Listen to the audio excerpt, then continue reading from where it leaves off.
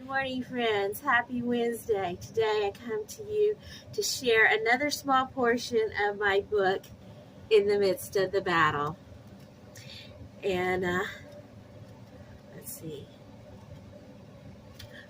We take back up on page 2, Thursday, February 25th, 2010.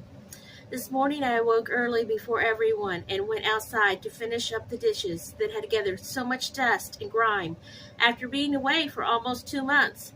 The men who we believed to be involved with the drug cartel were out there across the street, just standing and watching. This gives one an uncomfortable feeling. I fed Peaches some scraps.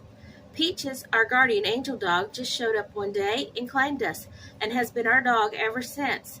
One day we were gone, and someone came to our door, and Peaches promptly bit them, our neighbor said after we returned.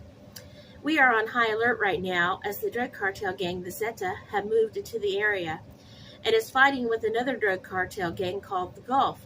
They have been threatening to kidnap school-aged children and attack the schools unless the Mexican government withdraws the Mexican military from the border.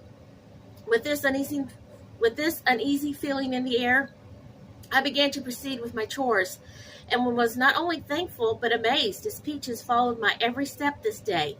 He just sat at my feet as I washed the dishes.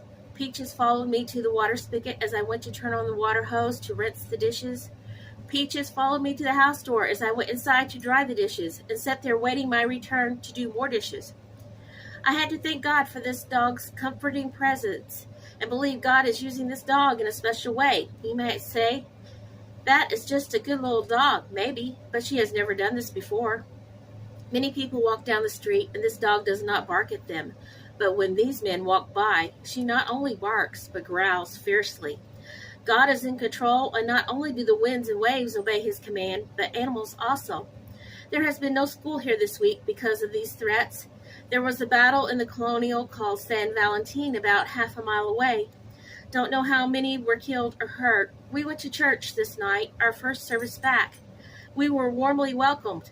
Linda, one of the young people, led service and asked me to pray over the offering.